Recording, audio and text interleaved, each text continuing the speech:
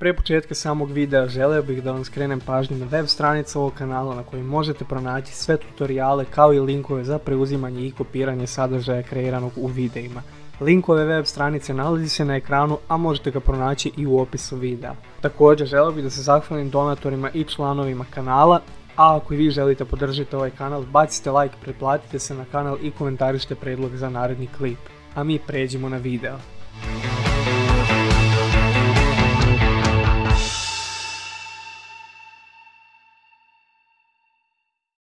I pozdrav svima i dobrodošli u novi video. Danas ćemo da napravimo jedan dinamični sistem za kreiranje GPS-a. Znači nećemo praviti onaj klasičan GPS sistem koji imate na svakom serveru gdje ćemo morati da definišemo jedan po jedan GPS, nego ćemo napraviti sistem gdje imamo komandu koja se crta napravi GPS sa određenim imenom i tako dalje, i onda imamo onaj GPS menu kao na svakom drugom serveru.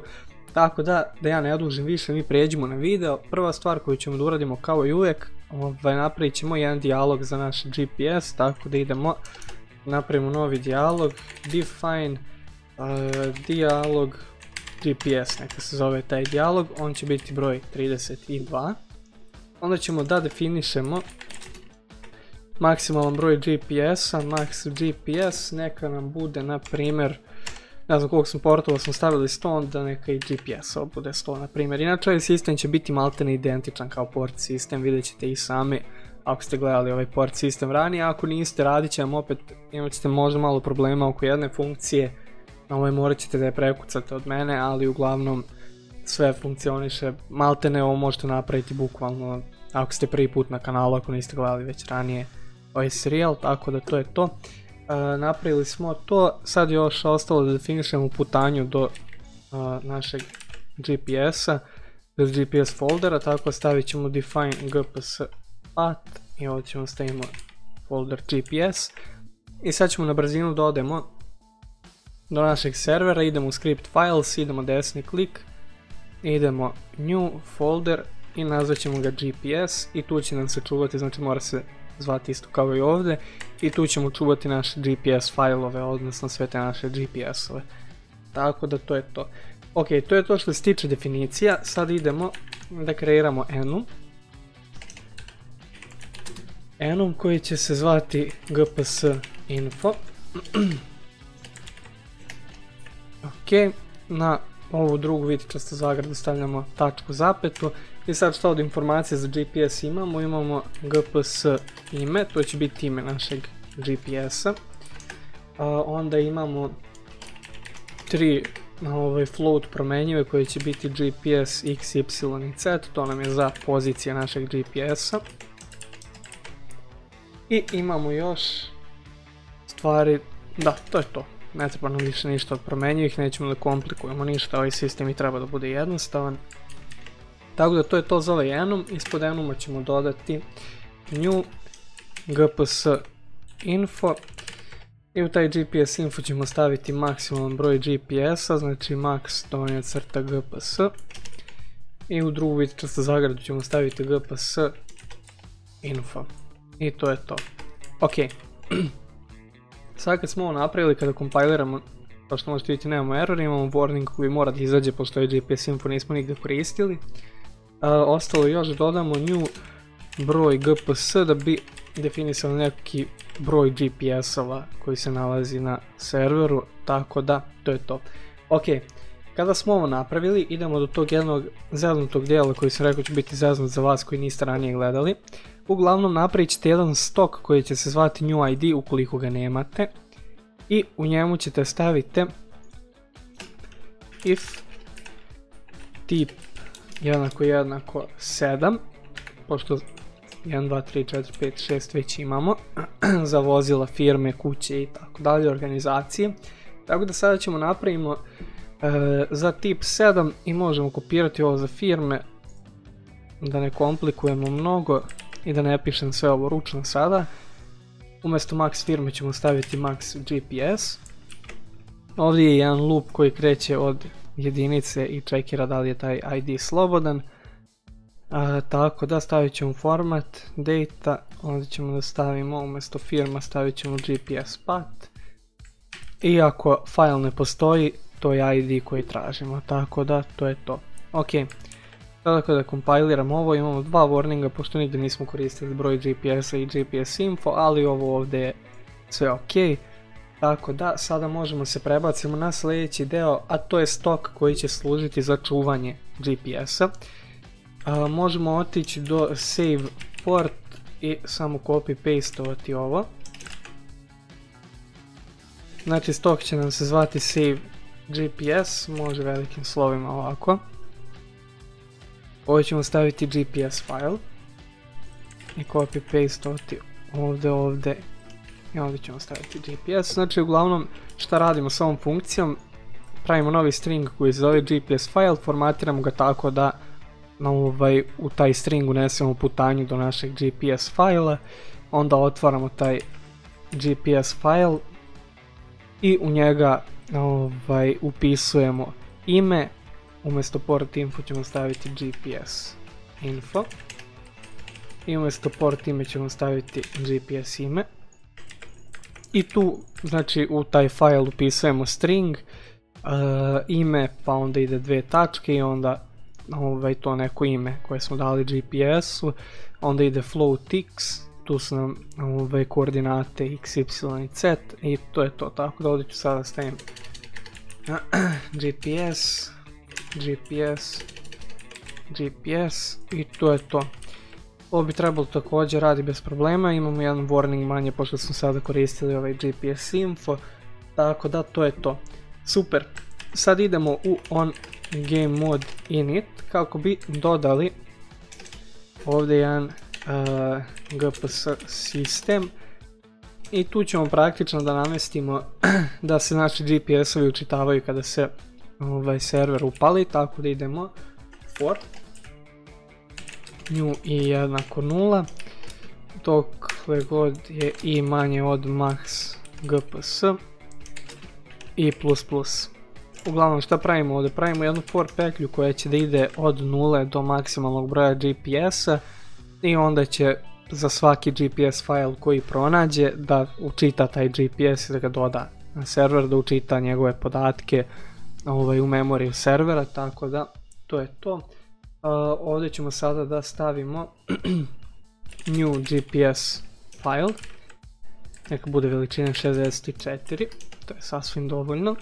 Onda ćemo da formatiramo taj GPS file, da na njemu piše gps pat i stavit ćemo zarez i onda ćemo tačku zapetu staviti i stavit ćemo if exist gps file. Sad zašto ovdje stavljamo i posle ovog zareza? Zato što kada smo definisali ovaj GPS path, sad ću da vam pokažem, kada smo definisali taj GPS path gore, stavili smo u procenat d i sada će to i taj broj, znači 1, 2, 3 kako se povećava taj for, taj broj će da zameni ovo procenat d ovdje, tako da će to biti GPS pa 1.ini, 2.ini i tako dalje, tako da to tako funkcioniše, otprilike ukratko rečeno. Ok, ovdje smo stavili ako file postoji, želimo da stavimo ini parse file i ovo ćemo sad sve obrisati. Ok, znači želimo da parsujemo GPS file, funkcija će biti load GPS koju ćemo da napravimo sad odmah posle ovoga, znači nemojte kompilirati, imat ćete vrlo vjerojatno neki error warning, nešto tako. B extra ćemo staviti, tačka B extra jednako je true i stavit ćemo tačka extra jednako je i. Ok, i sada nakon toga stavit ćemo onaj broj gps da bi se povećao broj GPS-a na serveru i to je to. Super, sada možemo se prebacimo na funkciju koja će da učitava naše GPS-ove. Možemo naći onaj load ports i copy pastovati ga, s tim da ću ja da objasnim šta čemu služi, da ne ispadne ovako glupavo, tako da stavit ćemo load GPS. Šta sam ja gore stavio, samo me zanima sad. On game mode init. Dobro, stavio sam load GPS, ok. Load GPS. Ovdje ćemo da stavimo, dobro to ostaje ime, ovdje ćemo stavimo gps info. GPS ime, znači uglavnom što ovdje radimo, po tom našem ID-u iz tog fajla izdvajamo, znači ID onaj smo stavili kao parametar i mi iz tog nekog fajla izdvajamo podatke i čuvamo ih praktično u ove ovdje promenjive na toj nekoj matrici u podacima servera koji se nalaze u memoriji, znači bukvalno sad ubacujemo te naše podatke GPS-a u memoriju servera pod nazivom ovih promenjivih kako bi mogli poslije da pristupimo tim promenjivima, tako da to je to. Ok, dodali smo da se naš GPS sistem učitava, sad možemo da kompiliramo i error nema, tako da to je super. Ostalo je još da uradimo dve stvari, ostalo je da napravimo GPS komandu koju će da pokaže listu GPS-a i ostalo je da napravimo komandu za pravljenje GPS-a. Tako da sada ćemo dodamo cmd, dve tačke, tu ćemo naći ove naše komande.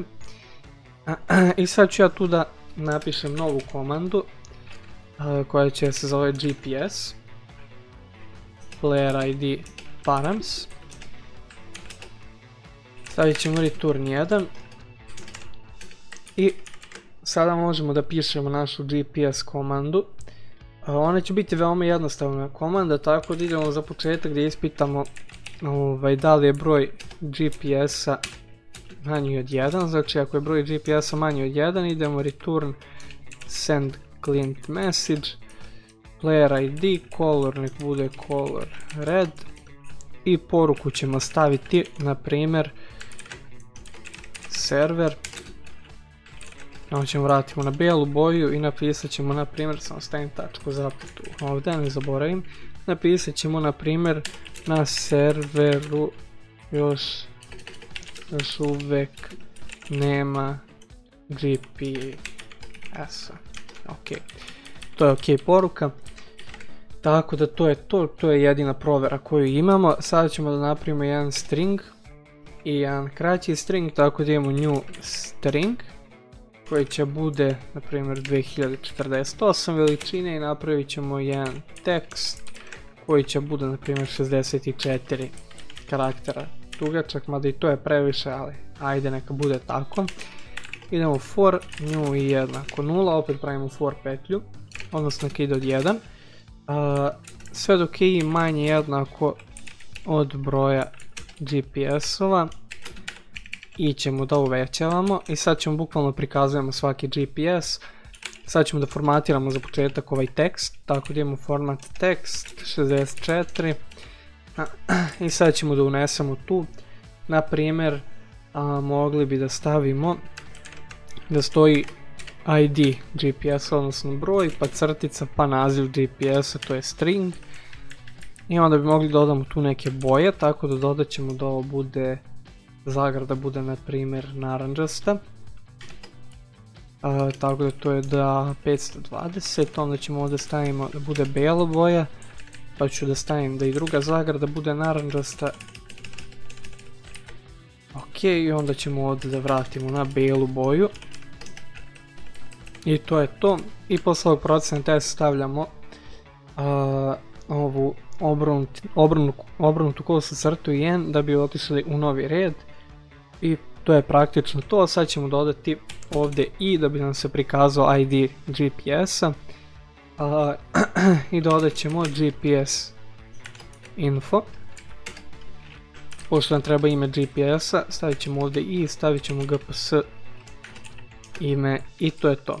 Ok, sad kad smo to formatirali, sad ćemo str ketom da zalepimo taj string na ovaj drugi string, tako stavit ćemo string, stavit ćemo tekst i sada će na ovaj string da se lepe ovi tekstovi, znači bukvalno se ređaju ovako jedan za drugim i to je to. Tako pravimo dijalog koji će se prikaže igraču i kada se taj for završi želimo mu pokažemo dijalog, tako imamo show player dijalog. Ovdje će znači bude player ID, dialog ID će biti dijalog kako smo rekli GPS smo ga nazvali To će biti dialog style list, pošto želimo da napravimo jednu listu. Neka naslov bude, na primjer, GPS. Ovako, naranđasto. Stavit ćemo i ove dugmiće isto za biranje.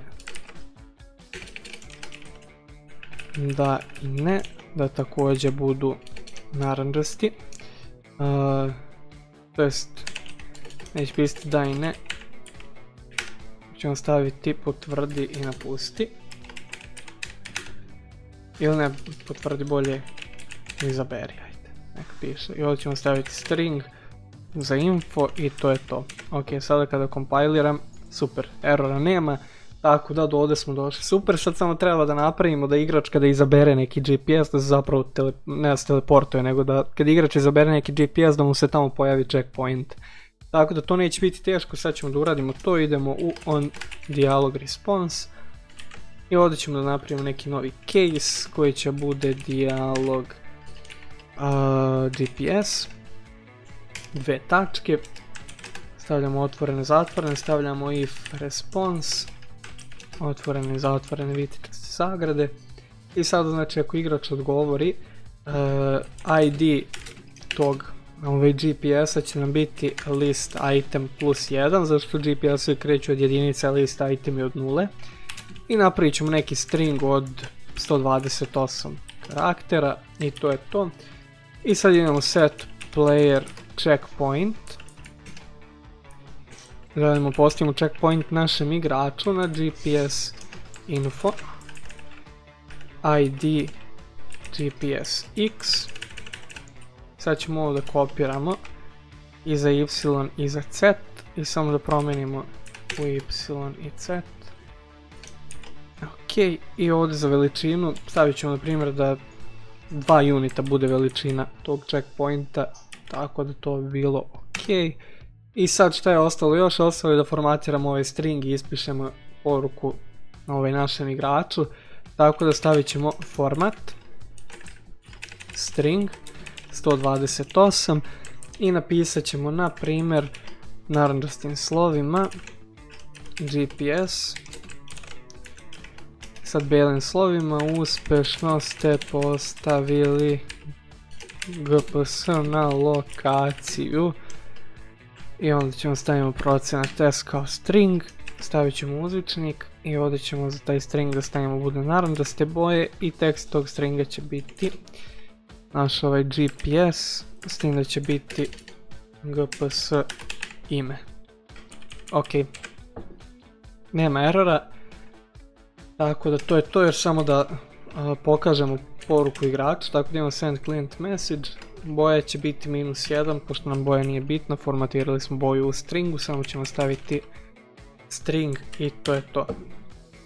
Ok, super, napravili smo ceo GPS sistem da funkcioniše kako treba, ostalo je još samo da napravimo komandu za kreiranje GPS-a, tako da idemo cmd dve tačke i sada ćemo ovdje napravimo jednu novu komandu vezanu za GPS, tako da idemo cmd napravi gps, neka se zove komanda, tu će biti player id, bit će params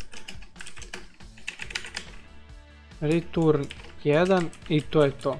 Ok, prvo želimo vidimo da li igrač admin, tako da idemo if player info player id admin, ukoliko je manje od 6, vratit ćemo mu ovu crvenu poruku na kojoj će piše niste ovlašćeni. Ok, sada možemo kreiramo novi string. Next taj string zove ime, ajde odmah ćemo staviti ime. On je veličine 128, stavit ćemo floatove x, y i z, tako da njih ćemo ovako kopirati. X, y, opa šta sam uradio, cmd, ok, x, y, z, sad ćemo to odmah da promenimo u y i z, ostalo nam je da i je jednako new id od 7, to je ona funkcija koju smo radili na početku videa i napravit ćemo neki GPS file, neka se zove promjenjiva, ona je veličine 128 ili ne, 64 smo za sada pravili, nek bude i sada 64 i to je to. Ok, kada smo ovo napravili, idemo da čekiramo parametre koje igrač uneo, tako da idemo s scanf. Ovdje ćemo da stavimo params, to su parametri koje igrač unese uz komandu. Onda ćemo da stavimo u ove navodnike s kao string veličine 128 i stavit ćemo ime. Znači ako igrač unese neki string koji će bude ime, odnosno ako to ne uradi, vratit ćemo poruku return. Sad ne znam da ovo možemo u stvari ovdje pastujemo odavde. Na server stavit ćemo usage i napisat ćemo kosa crta napravi gps i u jednoj zagradi će biti ime. Jedna zagrada nam i treba kad nemamo više ništa kod ove komande osim imena, tako da to je to. Ok, znači sad ako igrač nanese dobre parametre, izbacit ćemo ovo napravi GPS ime i to je to. Onda idemo da uzmemo pozicije igrača, tako da imamo get player pos, player ID i ovdje ćemo staviti ovaj naš x, y i z koji smo gore definisali. Tako da to je to. I sada možemo da stavljamo informacije GPS-a, tako da idemo gps info, ovdje ćemo stavimo i ovdje ćemo da stavimo na primjer gps ime jednako je ime, onda ćemo da stavimo x, y i z koordinate, znači x je jednak x-u i ovdje y i z i to bi onda trebalo da bude to za definisanje ovih stvari vezanih za GPS. Ostalo je samo da sačuvamo GPS, znači save gps kako bi se ovaj GPS sačuvao u failovima i to će biti ID, će biti i. Onda ćemo da izbacimo poruku igraču scm, odnosno send client message player ID, neka bude -1, pošto ćemo ovdje definisati boju. Stavit ćemo ovako gps, ajde neka piše. I onda ćemo ovdje belom bojom da stavimo uspješno ste napravili gps. Ajde stavit ćemo novi gps, neka piše poruka u chatu. Onda ćemo da formatiramo ovaj GPS file, tako da idemo format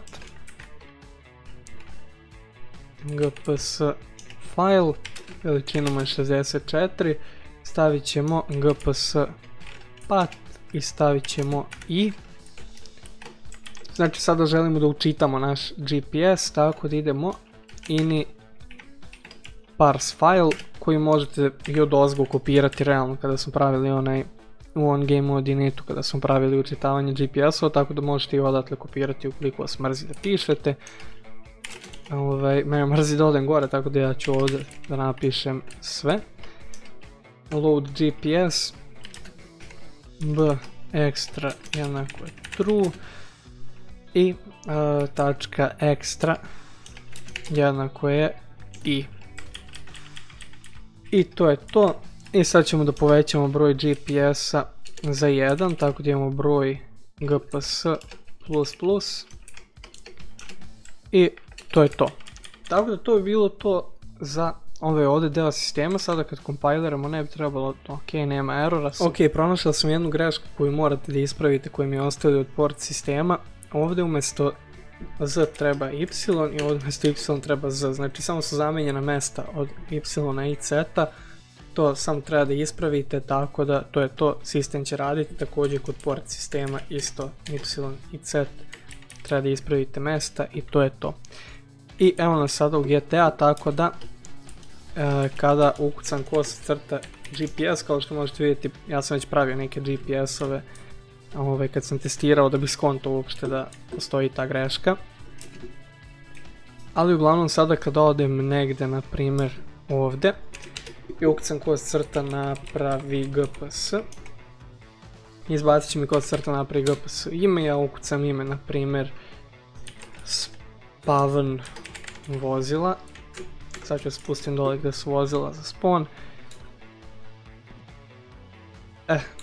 Tu i dodamo spawn vozila i sad piše uspješno ste napravili novi GPS. Kad dodam kost crta GPS, izaberem spawn vozila, eno ga tamo checkpoint gdje sam napravio to i kad uđem u checkpoint to je to. Tako da, to je bilo to za ovaj video. Ja se nadam da ste vi uživali, ako jeste bacite like, ostavite subscribe i podijelite ovaj video sa prijateljima, a mi se čujemo u nekom od narednih klipova. Pozdrav!